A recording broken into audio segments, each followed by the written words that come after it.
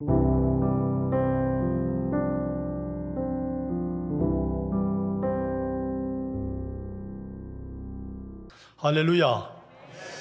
내일 모레가 3월 21일 24절으로 말하면 춘분입니다.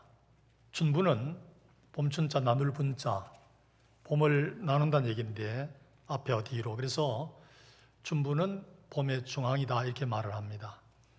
이 춘분 때는 머슴떡을 해먹는다 하는데 머슴떡이 송편같이 생겼다 그래요. 주먹만한 송편 떡을 만들어서 머슴의 나이 숫자만큼 먹고 또 1년 동안 농사를 잘 지어달라고 건강을 비는 그런 날이기도 합니다. 이 춘분은 밤과 낮의 길이가 같으면서 이제 낮이 점점 길어지면서 본격적 농사철이 시작됩니다. 여러분, 농사라 말하면 씨를 뿌리는 것으로 출발하잖아요. 씨를 뿌린다. 원래 여기는 뿌린다는 말이 아니라 심는다는 말을 쓰고 있는데, 사실 헬라어에서는 심는다나 뿌린다는 말이 스페이로 하는 그 헬라 말로 같은 내용입니다. 마태복음 13장에 보면 씨 뿌린 자의 비유가 나오는데 거기 한 6번 스페이로 하는 단어 나오는데 여기도 똑같은 단어입니다. 그래서 물론 식물의 종류에 따라서 심기도 하고 뿌리기도 합니다만은 한 단어로서 바울 사도가 갈라디아 교인들에게 이제는 뿌려야 할 때가 되었다. 씨를 뿌려야 할 때가 되었다. 그래서 심으라 그랬으면만은 심으라는 권면을 하고 있습니다. 육체를 위하여 심는 자는 육체로부터 썩어진 것을 거두고 성령을 위하여 심는 자는 성령으로부터 영생을 거두리라, 이런 말씀이 나오는데, 저는 이 말씀을 처음에 접하면서 뭘 뿌리라 그러는 거냐, 심고 뿌리라는데 뭘 심고 뭘 뿌려야 되느냐 난감했습니다. 몰라서 여러 책을 참고서적 주석을 다 뒤져도 안 나와 있어요. 뭘 뿌리라고 안 나와 있어요. 뭘 심으라고 안 되어 있어요. 근데 딱 한 군데 육체를 위해서 심는 자는 할 때에 그 씨앗은 물질이다 이렇게 말했어요. 물질 썩는 것이 결국 썩는 것이죠. 벌고 모고 쓰고 할 때에 남는 게 뭐가 있습니까? 다 썩고 만다는 거예요. 그런데 성령을 위하여 심는 자 할 때에 성령을 위하여서는 뭘 심는 거냐? 이게 안 나와 있어요. 심어야 되는데 심어야 될 씨앗이 안 나와 있어요. 그래서 제가 고심하고 기도하고 묵상하고 애쓰는 가운데 딱 발견했어요. 제가 목사가 되고 이제 처음으로 이걸 발견한 거예요. 그때까지도 몰랐어요. 근데 그게 뭐냐 하면 성령을 위하여 심는 자는 영생을 거두리라 그랬어요. 영생. 그러면 답이 나왔잖아요. 영생의 열매라면 씨앗은 영생의 씨앗 심으면 되잖아요. 영생의 씨앗이 뭔가? 요한복음 5장 39절에 보면 너희가 성경에서 영생을 얻는 줄 생각하고 성경을 연구하거니와 이렇게 말하고 있습니다. 성경에서 영생을 얻는 줄 생각하고 성경을 상고하거니와, 성경을 상고하면 영생을 얻는다는 거예요. 성경은 하나님의 말씀이고 하나님의 말씀은 살아있습니다. 살아있는 책은 오직 더 리빙 바이블밖에 없습니다. 다 죽은 책이에요. 죽은 문자예요. 그런데 오직 성경만은 살아있다. 이게 생명이 있다는 거예요. 할렐루야. 그러니까 생명이 있는 씨앗, 하나님의 말씀을 심으면 생명인데 그 생명은 하나님의 생명으로서 영생을 얻게 된다는 그런 말씀이에요. 너무 놀라운 사실이잖아요. 로마서 10장 17절에 보면 그러므로 믿음은 들음에서 나며 들음은 그리스도의 말씀으로 말미암아 느니라 그랬어요.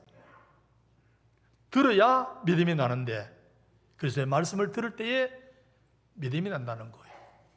하나님의 말씀은 살아있는 하나님의 말씀 씨앗으로서 받을 때에 그게 믿음의 씨앗이, 믿음의 싹이 트고 믿음이 무럭무럭 자라면 그것이 마침내 영생을 이루어 가더라, 그런 말이에요. 저는 은퇴하기 몇 년 전부터 열심히 복음을 전했습니다. 물론 단에서 설교를 통해서 많은 사람이 복음을 전하는 것도 합니다만 그 말고 1대1로 길에 나가서 우리 청암교회 앞에 도로가 꽤 넓습니다. 거기 이제 제가 오후 어느 시에 되면 탁자를 갖다 놓고 또 전도용품을 가져갑니다. 제가 나름대로 만든 전도용품 여러 가지 종류가 있습니다. 전도지를 딱 붙여가지고 딱 30인분만 가져나갑니다. 31명 오면 모자라는 거예요. 딱 30명 딱 해서 가장 비가 오나 눈이 오나 바람이 오나 더울 때나 추울 때나 바로 교회 앞에서 길가에서 우리 교회 와보신 분들은 압니다만 그 내리막길이거든요. 오르막길 내려가는 사람도 있고 올라오는 사람도 있고. 그래서 이제 제가 본래 웃음이 부족한 사람이 왜 그러냐면 어렸을 때부터요. 제 어렸을 때 그 대통령은요 절대로 웃지 않는 분이었어요. 그래서 내가 나도 크면 절대로 안 웃겠다. 안 웃어야 큰 사람 되는가 보다 해가지고 세상에 성도 권씨인다가 거기다가 또 그런 걸 익혀놨으니까 안 웃었어요. 안 웃는데 전도할 때 웃어야 되겠더라고요. 그래서 그걸 보고 연습하고 해서 안녕하세요. 예수 믿고 복 받으세요. 안녕하세요. 예수 믿으세요. 하는데 동네 사람은 다 알죠. 이제는 저 사람이 목사가 나와서 그게 다 아는데 어떤 때는 이제 나와 있으면 벌써 안 받겠다는 사람 저 머리서부터 눈을 내리 깔고 가요. 눈 안 마주치려 눈을 내리 깔고 그리고 이 거리에서 가급적 먼 거리를 휙 가버려요. 그래서 안녕히 가세요. 하고 막 붙잡을 수가 없으니까 그리고 하는데 한 번은 어떤 신사 양반이 이리 오더니 나를 딱 쳐다보더니 평신도요 교육자요 이래 나를 보고 말을 쓰는 게 벌써 다르잖아요. 평신도요 교육자요 그래요. 그래서 예, 제가 담임 목사입니다. 그랬더니 깜짝 놀라면서 아이고 우리도 외형이 여러분 교회만큼 크거든요. 아이고 이 교회에 나는 이런 규모 있는 교회에 담임 목사님이 전도하는 건 처음 봤습니다. 그래요. 이 교회는 전도하는 사람도 없어요. 집사도 없고 권사도 없고 막 이러는 거예요. 그래서 아니에요. 전도회, 전도대 요일이 따로 있고 시간이 따로 있고 저는 제 혼자만 하는 거예요. 제 혼자만 하는 시간이에요. 그런데 선생님은 뭐 하시는 분입니까? 그랬더니 저는 캄보디아 선교를 돕는 사람입니다. 무슨 말이냐 그러니까 캄보디아에 선교사가 나가 있는데 그 캄보디아의 선교사에게 필요한 용품들을 여러 가지 용품뿐만 아니라 여러 가지를 모금도 하고 또 모아서 부산에 가서 부산항에서 늘 발송하는 그런 일을 한다 그래요. 귀한 큰 일이죠. 큰 일을 그렇게 하시더라고요. 그래서 제가 이제 복음을 전하면서 어떤 분들 그런 얘기합니다. 이거 노방전도 시대는 다 지나갔어. 노방전도하는 그런 때가 아니야. 성경 앞만 봐도 노방전도하는 때가 지나갔다는 말은 아무데도 없어요. 때를 얻든지 못 얻든지 때를 얻든지 못 얻든지 복음을 전하는 거지. 노방시대 다 지나갔으니까 길거리 나가지 말라 아니에요. 언젠가부터 용산역전 그 넓은 마당에 한 청년들이 한 20, 30명이 나와서 늘 이렇게 반원으로 서가지고 찬송을 부르더라고요. 참 대단한 분들이다. 귀한 분들이다. 그렇게 내가 늘 생각했어요. 박수 치고 나도 한참 보면서 참 귀한 일. 나도 언제 한번 가보면 좋겠다. 이런 생각을 하고 있는데 그리고 때를 얻든지 못 얻든지 복음을 전하는 것이지 노방시대에 끝났다는 말이 어떻게 가능합니까? 예. 그러면서 저는 복음을 전하면서 제가 글도 많이 썼습니다. 이제 그 전도에 대한 글을 많이 썼는데 하나님 저는 전하기만 하겠습니다. 책임은 하나님 지세요. 몇 사람이 예수 믿든지 열매 맺든지 그건 난 몰라. 난 뿌리기만 할 테니까 하나님 알아서 하세요. 그렇게 하면서 이제 열심히 해왔습니다. 해오고 전도용 티슈 그걸 한 박스가 만 개가 들어있는데 그걸 제가 은퇴하면서 우리 집에 갖다 놨는데 바로 코로나가 왔잖아요.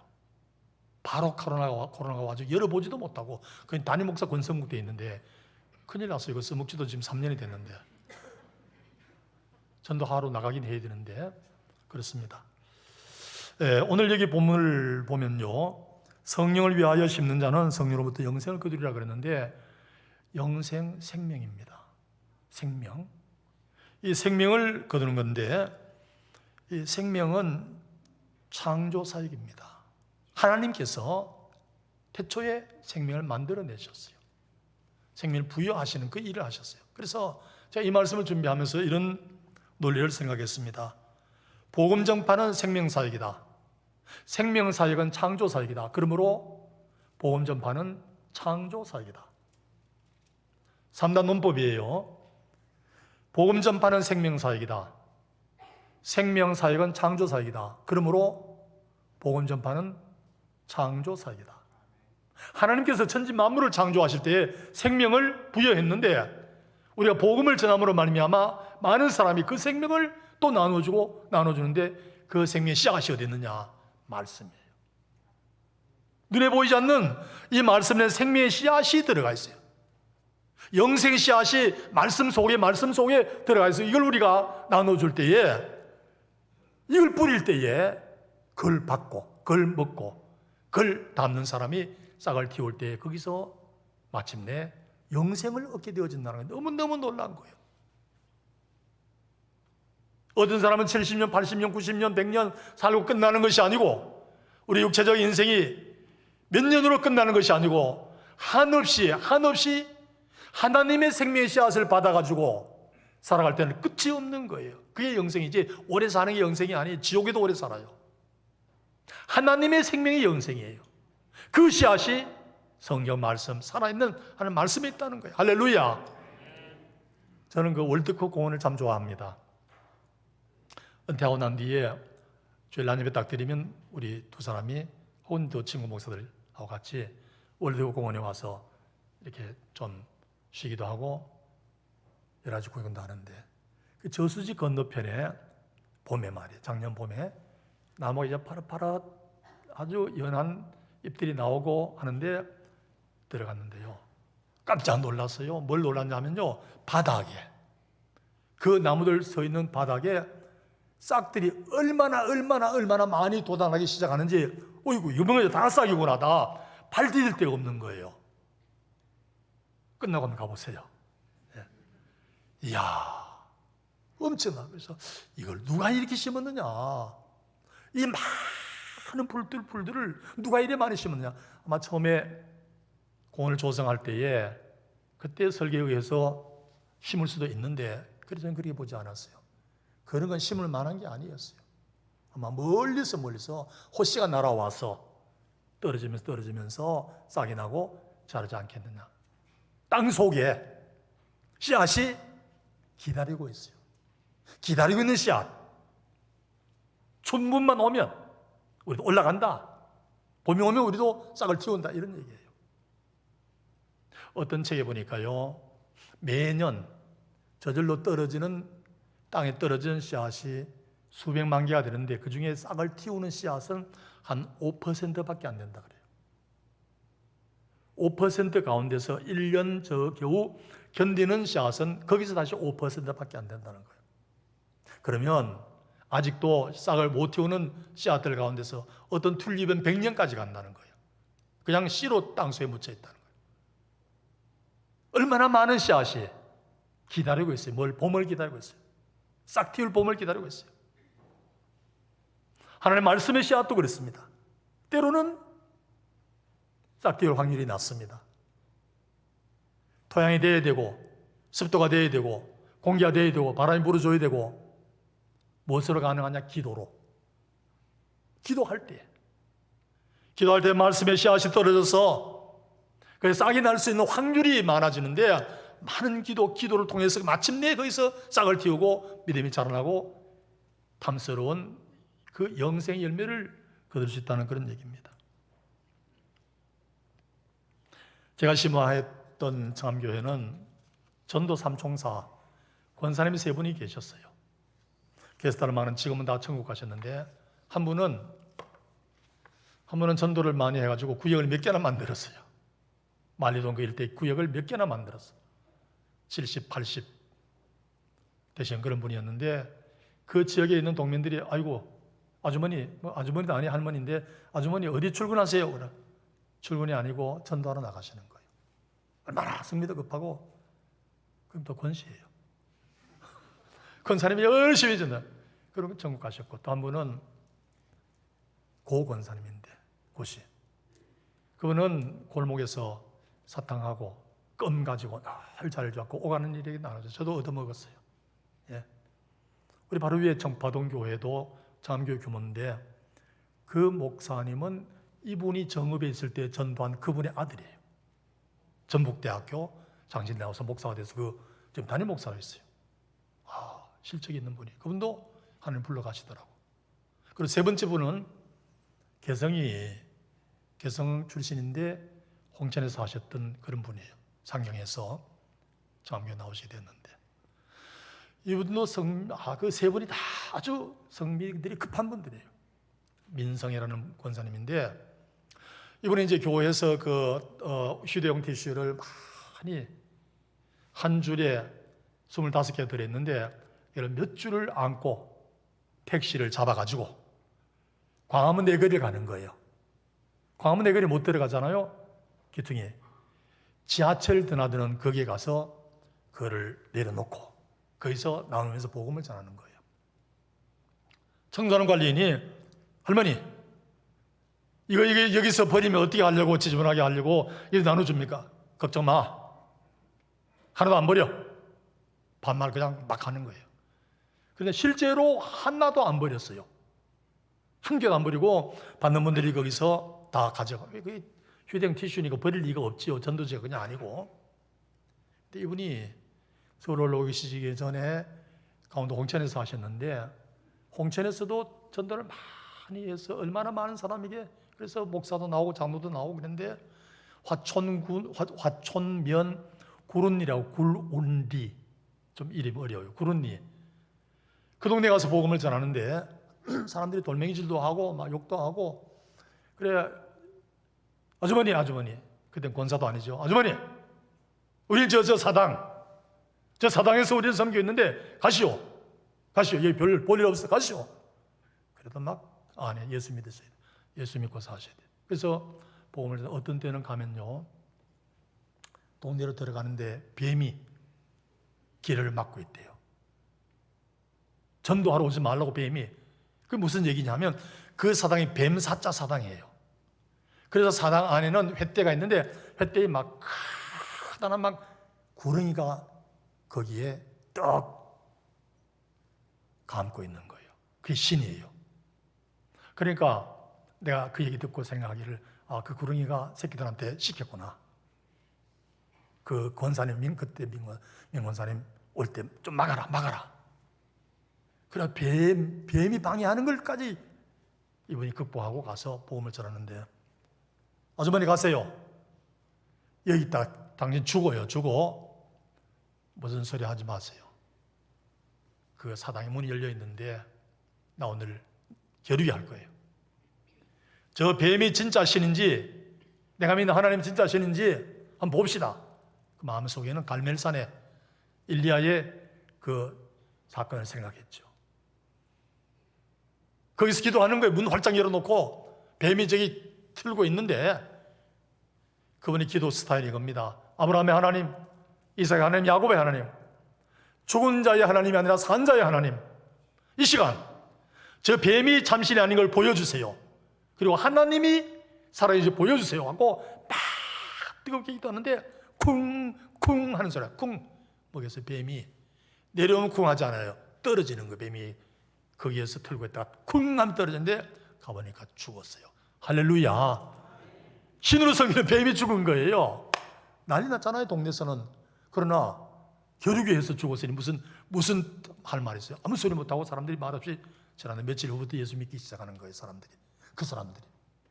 그래서 거기 예배처를 만들고 이분이 아주 겨우 집사인데 예배를 인도하고 2년 동안 그 외에는 전도사님 불러다가 모셔서 하던 지금은 구run리 감리교회 장로도 나오고 목사도 나오고 이분이 돌아갔을 때는 입간 예배, 발인 예배, 하간 예배 다 그분이 전도한 분들이 예배를 다 인도했어요. 그분에 대한 얘기는 또 더 많습니다. 동부시립병원에 간 얘기, 그 나중에 할 수 있으면 하게 되고요.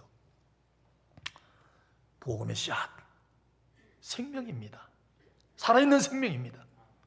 여러분 바울이 물불을 가리지 않고 바울이 끊임없는 그런 시련과 박해 가운데서도 그걸 포기하지 않았던 것은 저 사람들의 생명이 저렇게 살다가 끝나면 끝나는데 아니야. 내가 영생의 말씀을 심음으로 말미암아 저들이 영원한 지옥이 아니고 천국으로 영생 얻어 살도록 만들어야 돼. 그 뜨거움 가지고 바울이 나섰잖아요. 1차, 2차 그리고 3차 전도에 마다하지 않고. 정말로 예수 믿는 사람들이 천국 있고 영생 있는 것을 안다 하면 어찌 저 사람들이 예수 안 믿으면 저렇게 영원히 지옥 가고 많은 사람들인데도 불구하고 내버려 두겠느냐. 제가 어느 책을 읽었는데 그 책에서는 어떤 젊은이가 목사님 통해서 전도받고 난 뒤에 그런 얘기를 했어요. 목사님 진짜 믿습니까? 하나님 살아계시고 믿습니까? 천국 있는 거 믿습니까? 예수 안 믿는 사람이 영원히 지옥에 간다는 걸 믿습니까? 그럼요. 무슨 말씀하는 거예요? 제가 볼 때 아닌 것 같은데요. 목사님, 그걸 진짜 믿으면 어찌 안 믿는 사람 앞에 가서 무릎을 꿇고라도 붙들고 당신 이렇게 하면 영원한 지옥에 들어가. 예수 믿어야 사는데 왜 그렇게 안 하고 그렇게 마십니까? 여러분 진짜 믿습니까? 진짜 믿으면 이렇게 살면 되겠습니까? 뭔가 안 되면 우리가 준비로 기도해야 되잖아요. 아니면 단 하루에 단 한 사람에게라도 전도지 나눠야 되잖아요. 하루에 한 사람에게라도. 저리 가면 영원한 지옥에 들어가는데 영원한 불못에 들어가는데 저렇게 내버려 둘 수가 있겠습니까? 영세의 말씀이 여기 있는데, 영세의 씨앗이 여기 있는데 이 씨앗을 저들의 마음 토양에 심어야 되는데,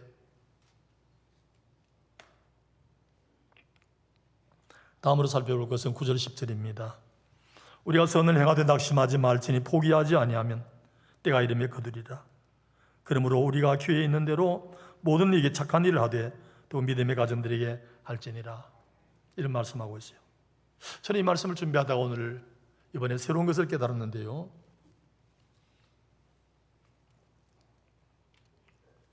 중신교회 설교 안 했더라면 하나도 못 깨달을 게 많이 깨달아요. 제 신상품을 가지고 오려고 하니까 서로 연구해야 되잖아요. 야, 지금까지 내가 몰랐던 건데 떠오르더라고요. 여러분, 영생의 씨앗은요, 복음 전하는 것은 하나님 창조 사역과 맥을 같이 하는 거예요. 생명전은. 그런데 여기는 착한 일, 선한 일, 이게 또 거기도 연결되는 거예요. 창조의 사역에 연결되는 거예요. 이 말씀이. 그걸 제가 설명드릴게요. 잘 들어보세요. 여러분, 하나님께서 천지 만물을 창조하셨어요. 엿새 동안에. 그리고 매일매일 하나님께서 감탄을 하시는데 뭐라 했는지 여러분 다 잘 아시죠? 하나님이 보시기에 좋았더라. 토부라는 단어로 토부, 좋았더라 토부입니다. 그리고 끝날에는 여섯째 다 완성하고 난 뒤에는 보시기에 심히 좋았더라. 그렇게 말씀하셨어요. 심히 좋았더라. 토부라는 단어를 썼어요. 근데 여기에 우리가 꼭 기억할 것은 하나님이 보시기에 좋았더라, 심히 좋았더라는 그 하늘 땅 만유가, 만든 세계가 아담이 범죄함으로 말미암아 다 오염되었어요. 좋은 게 아니에요. 다 더러워졌어요. 사람도 마찬가지예요. 선한 사람 없나니 오직 한 사람도 없고 의인은 없나니 오직 한 사람도 없어요. 그래서 어떤 사람은 그런 얘기합니다.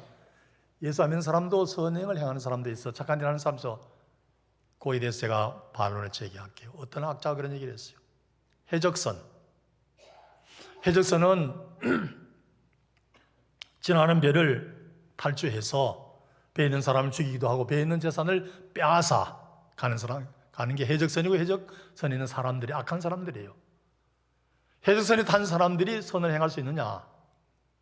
많은 걸 뺏어와서 보물도 뺏어오고 돈도 많이 뺏어왔어요. 해적선 원들 가운데서 어려운 사람 도우면 선행이냐? 해적선에 있는 사람들이 나와서 학교 못 다니는 사람들에게 돈 주면서 학교 가 하면 그 선행이냐? 하나님은 아니라는 거예요. 이건 악이 바탕, 선이 아니고 악이 바탕되어 있는데 거기에 무슨 선행을 할 수 있느냐? 마치 이거는 도둑놈이 강도가 남의 목숨을 빼앗고 남의 재산을 빼앗아서 남에게 구제하는 것이나 남에게 장학금을 주는 것이나 뭐가 다른 거냐, 이런 얘기예요. 윤리적으로는 모르지만은 성경에서 말하는 선은 아무리 돈을 많이 풀더라도 그건 선행이라고 할 수 없는 거예요. 그래서 에베소 2장 10절에 보면 우리는 그가 만드신 바라 그래서 예수 안에서 선한 일을 위하여 지으심을 받은 자니 이 일은 하나님이 전에 예비하사 우리로 그 가운데서 행하게 하려 하심이라, 이런 말씀했어요. 왜 우리를 만드셨는가? 이 만드심이 창조 때에 만든 게 아니고 그리스도 안에서 만든 걸 얘기하는 겁니다. 그리스도 안에서 새로운 피조물로서 만들어졌는데 왜 만들었느냐? 선한 일을 위하여. 아담이 범죄함으로 선이 없는데 이제 그리스도 안에서 예수님께서 대신 죽으심으로 우리를 선하게 만드셔서 우리로 하여금 선한 일을 하도록 우리를, 이거를 신학적으로 말하면 새로운 피조물, 새로운 창조, 재창조란 말도 씁니다. 재창조가 된 거예요. 왜 예수 믿게 되었느냐? 우리로 하여금 선한 일을 하도록. 선이 뭐냐? 구약이나 신약의 뜻이 방대합니다만은 간단하게 말씀드리면 하나님의 성품에 관련된 일, 하나님의 성품, 하나님의 성품을 닮아서 하는 일, 이게 선이에요. 수도 없이 많은 거예요. 하나님의 창조 사역과 직결되는 거예요. 하나님이 보시기에 좋았더라, 좋았더라, 좋았더라는 그 세계로 다시 재창조의 일을 우리가 한다는 거예요. 선을 베풀므로 하게 되어진다는 그런 얘기입니다. 그 청년 바보 의사라는 책이 있습니다. 여러분 가운데는 벌써 몇 년 됐으니까 읽어보신 분들이 있을 거예요. 그 청년 바보 의사. 이 사람은 이름이 안수현인데 군의관으로서 33살 때 유행성 출혈열에 의해서 세상을 떠난 사람이에요. 너무 아깝잖아요. 33살. 이 사람 살아생전에는 아는 사람이 별로 없었는데 이 사람이 죽고 장례식을 치르면서부터 알려지기 시작해서 영락교회 청년부 출신인데 영락교회 사상, 한경재 목사님 장례식 때 많이 모였고 이번에 두 번째 많이 모였다는 거예요. 아니, 젊은 의사가 죽었는데 뭐 이런 사람이 이렇게 많이 모이느냐. 살아생전에 드러나지 않다가 죽고 난 뒤에 알게 되었는데 어떤 할아버지가 청년 의사 영전 앞에서 이렇게 말합니다. 이 청년은 구두 닦을 필요 없는데 와서 구두 닦아달라 하면서 괜히 구두를 닦아달라 하면서 필요 없이 돈도 많이 주고 가요. 그러면서 내 손을 만지면서 할아버지 춥지 않습니까? 식사는 하셨습니까? 할아버지 외롭지요? 하나님이 할아버지를 사랑하고 계셔요. 예수 믿으세요. 하나님을 섬기세요. 그리고 붙들고 마지막 기도해주고 간다는 거예요. 영장 앞에서 오일하던 한 아주머니 이렇게 말했습니다. 나는 이 의사가 근무하는 병원의 세탁부입니다. 내가 세탁 카트를 끌고 가면 아무도 나에게 관심을 보이지 않습니다. 그런데 이 청년 의사는 지나치는 법이 없습니다. 나를 붙들고 아주머니 천천히 하셔도 돼요. 무리하게 하지 마세요. 아주머니 안색이 좋지 않네요. 가서 약을 가져와서 먹으라 하기도 하고 때로는 그 아주머니 위해서 기도도 해주면서 하나님이 아주머니를 사랑하고 계십니다. 용기를 주더라는 거예요. 또 어떤 때는 어린아이가 입원했는데 어린아이를 위로해주면서 야야 너 잘 치료받으면 치료받고 낫게 되면 내가 선물 줄게. 태어날 땐 선물 줄게. 그런데 그만 그 아이를 잊어버리고 말았어요. 그 아이의 언제 태어난지. 근데 이 아이의 집은 가난해서 밤에 몰래 도망갔다 그래요. 그걸 뒤에 알고 안수현 의사가 차들 다 뒤져가지고 그 아이가 지방에 어디 사는가 다 해가지고 선물꾸러미를 써가지고 지방까지 내려가서 전달하고 왔다는 거예요. 바보 의사, 바보 청년 의사. 병원에서 파업이 일어났어요. 의사들이 다 모여서 그 권익 신장을 위하여 막 그냥 손을 올리고 하는데 이분은 그게 가지 않았어요. 아니 환자가 있는데 환자들 두고 내가 어떻게 갈 수가 있어? 못 가. 왕따를 당했다는 겁니다. 그리고 이분은 이메일을 쓰면서 마지막에는 꼭 쓰는 말이 있는데 뭐라 쓰냐면 예수님의 스티그마 안수현. 예수님의 스티그마 안수현. 스티그마가 뭐냐 하면 흔적이라는 말이에요. 예수의 흔적 안수현. 이렇게 늘 글에다가 끝에 썼다는 거예요. 정말 예수님의 흔적같이 그는 예수님이 돌아가신 33년, 33세의 세상을 떠났어요. 사람들은 그렇게 말합니다. 오래 산다고 값 있는 인생이 아니라 어떻게 살았느냐, 주 안에서 새로운 피조물 되어서 재창조되어서 우리가 예수 믿으면서 살 때에 과연 우리의 날들은 어떤 모습으로 이 세상 사람들에게 영향을 주었느냐, 이게 중요하다는 거예요. 얼마만큼 영향을 주고 살아오느냐, 그런 얘기예요. 과연 여러분은 여러분의 삶을 통해서 남들에게 얼마나 많은 영향을 끼치고 있습니까? 작은 노점 과일 가게를 방문한 아줌마가 막 과일을 뒤집니다. 과일 더 실한 거, 더 반듯하게 생긴 거, 더 큰 거를 찾는 게 아니라 흠이 있는 과일은 어디 있는가, 시든 과일은 뭔가, 조그만 과일은 뭔가, 이걸 찾는 거예요. 그래갖고 구부정한 할머니가 묻습니다. 아주머니, 왜 그래요? 할머니, 제가 이거 안 사가져 가면 누가 사가져 갑니까? 제가 이거 안 사가면 누가 사가져 갑니까? 제가 전농교회에서 처음으로 교육전도사를 했는데, 그때에 문방구에 갔더니 문방구 주인 아주머니가, 전도사님, 상준이 있죠? 예, 상준이 5학년인데요 좀 이상해요. 왜요? 상준이 우리 집에 오면요, 노트도 사고 연필도 사고 지우개도 사고 살 때요, 새 거를 안 가져가요.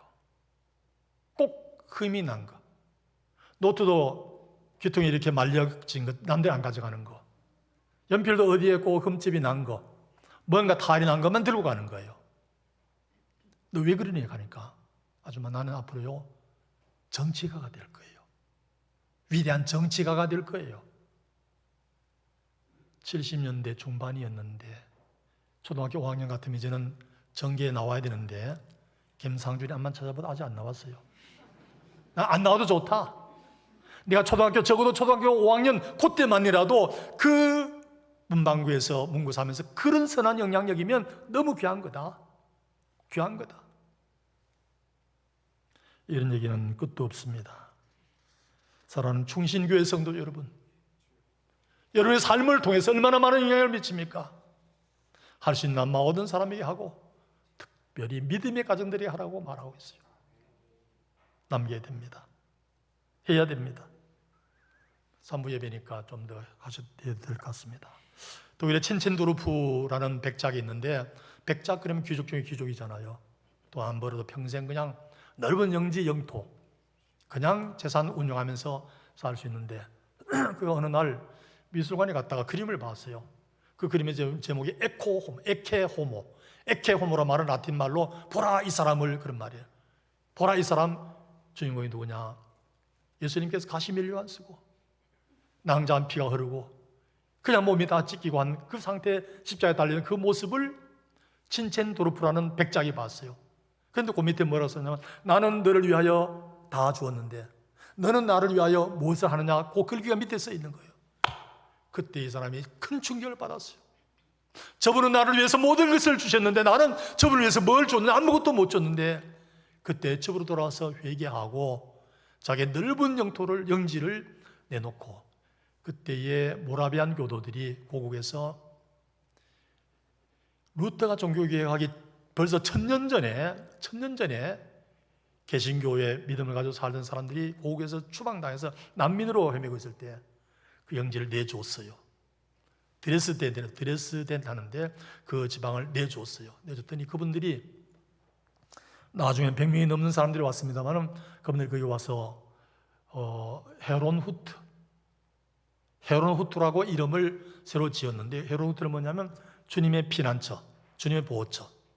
고국에서 너무 많은 박해를 받았으니까 여기 말로 주님의 복음 전할 수 있는 피난처다. 그래서 그 사람들이 모여가지고요, 뭘 하느냐, 기도회를 하는 거예요. 하루 24시간 하는데 1시간에 남자 한 사람씩, 1시간에 여자 한 사람씩. 그래서 유명한 100년 리레이 기도, 100년 리레이 기도. 하루에 남자 24명, 여자 24명이 1시간씩 기도하는데 하루에 48명이 기도하잖아요. 그걸 100년 동안 지속했어요. 대단한 거죠. 100년 지속했더니 어떤 일이 일어났냐, 세계적으로 선교사 3,000명을 파송하게 되었어요.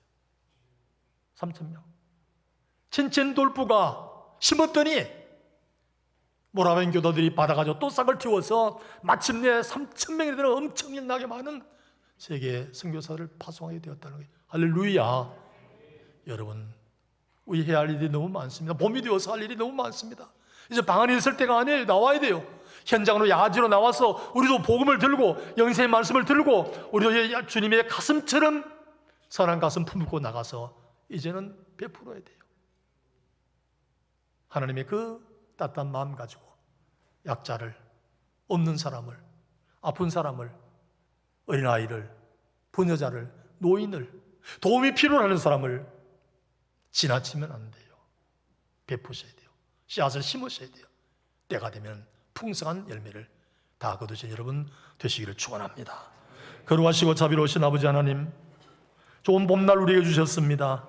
혹독한 겨울, 손 시리고 발 시리던 겨울 우리 하나님께서 돌리셔서 봄날 주심을 참 감사합니다. 씨앗을 뿌리기를 원합니다.